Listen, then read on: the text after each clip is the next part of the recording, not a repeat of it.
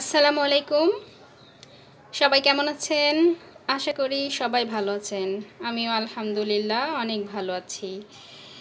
আজকে আমি আপনাদেরকে দেখাবো কিভাবে পাকা টমেটোগুলা ফ্রিজে সংরক্ষণ করতে হয়।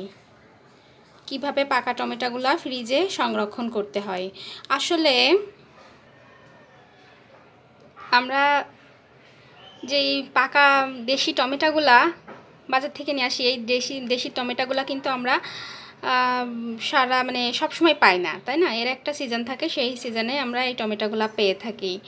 তো আমি দেখাবো যে কত সহজ উপায়ে এই দেশি পাকা টমেটোগুলো আমরা সারা বছর যাতে খেতে পারি, সেটা আসলে কিভাবে সম্ভব, সেটা ডিপ ফ্রিজে রাখার মাধ্যমেই সম্ভব।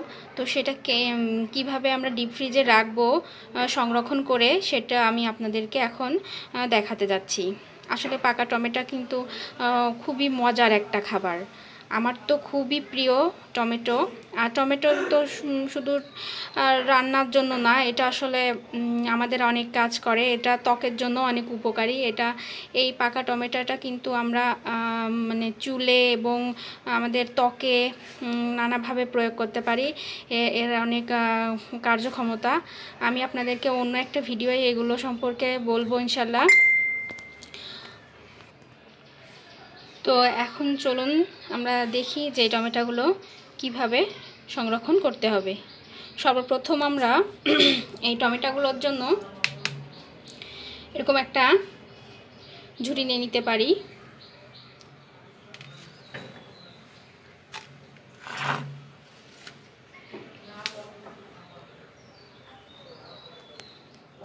ঝুড়িতে আমরা টমেটোগুলা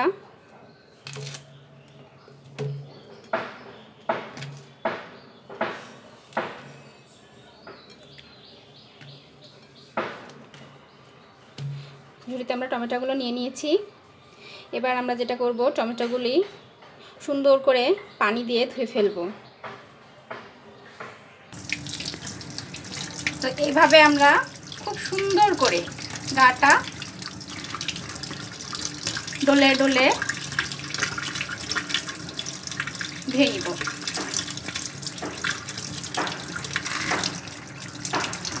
দেখতে পাচ্ছেন টমেটোগুলো কিন্তু খুবই পরিষ্কার করে ধুয়ে নিতে হবে, কারণ যখন আমরা ডিপ ফ্রিজে ঢুকিয়ে দিব পরে কিন্তু আর আমাদের এটা ধোয়া লাগবে না।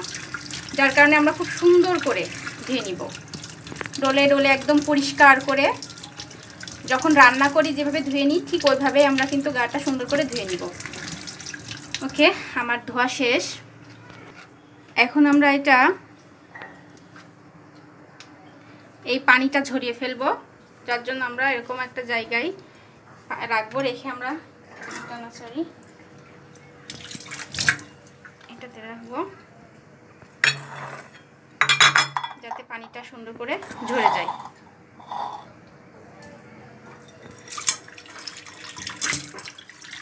এবার আমরা যেটা করব,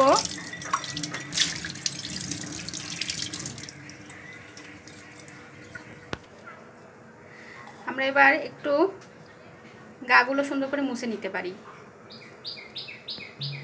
গাগুলো যদি সুন্দর করে মুছে নিই, পানিটা যদি না থাকে, তাহলে ডিপ যখন হবে তখন বরফটা একটু কম ওর গায়ে লাগবে। আর না মুছে নিলেও চলবে, কিন্তু পানিটা যদি আমরা ফ্রিজের মধ্যে না দিই তাহলে বেশি ভালো হয়। সেই ক্ষেত্রে আমরা একটু কষ্ট করে মুছে নিলাম।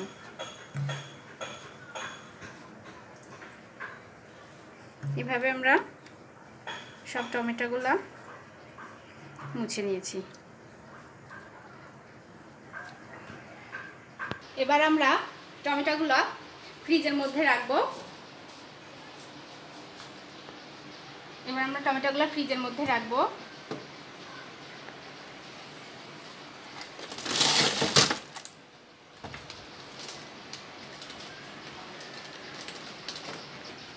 টমেটোগুলো দিয়ে দিয়েছি।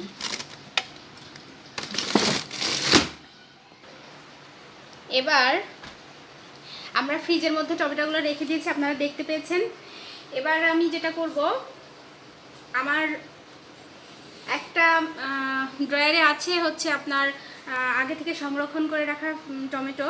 তো আমি আপনাদেরকে এখন দেখাবো যে ফ্রিজে রাখার পরে টমেটোগুলো আসলে কি অবস্থায় থাকে। আর হচ্ছে আপনারা দেখতে পারবেন, কারণ ওই টমেটোগুলো আমার অনেক দিন আগে রাখা, প্রায় এই 4-5 মাস হয়ে গেছে, 4-5 মাসই হয়তো হবে, আমার সঠিকভাবে মনে পড়ছে না। যাই হোক, তো ওই টমেটোগুলো এখন কি অবস্থায় আছে, অর্থাৎ ডিপে রাখার পরে ওর অবস্থাটা কি হয় সেটা আমি আপনাদেরকে এখন দেখাবো। তো চলুন আমরা দেখি যে ডিপের ফ্রিজে রাখার পরে আমাদের টমেটোগুলোর কি অবস্থা। তো আমরা এখন দেখছি,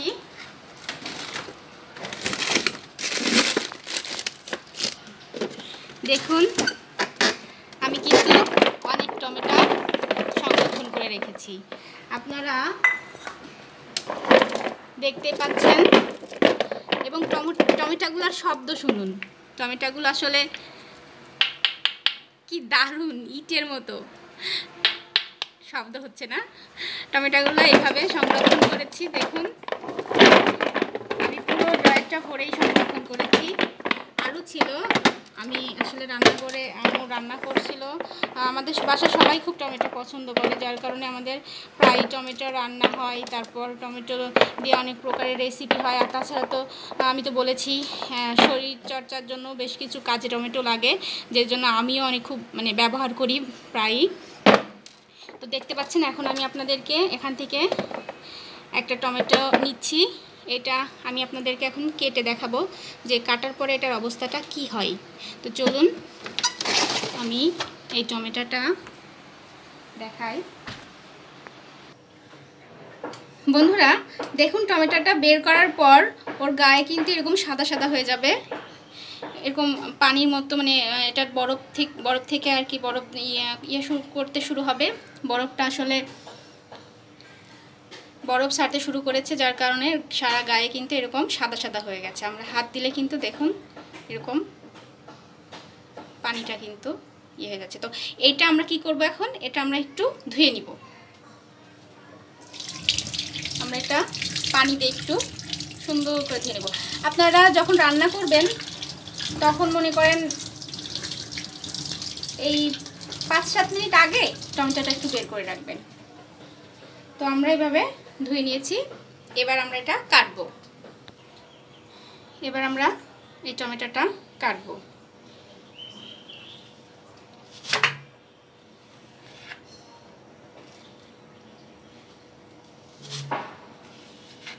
দেখুন আমাদের টমেটোটা কিন্তু কাটার পরেও এটা এই অবস্থায় আছে, মধ্যে হালকা একটু বরফ থাকে। আপনারা যখন রান্না করবেন তখন যদি আলু দিয়ে মাছ দিয়ে রান্না করেন, তাহলে আলুটাকে আগে মশলার সাথে কষিয়ে নিয়ে তারপরে আলুটা একটু কষে গেলে তখন আপনারা টমেটোটা ছেড়ে দেবেন, তাহলে কিন্তু টমেটোটা পানি হয়ে যায় না।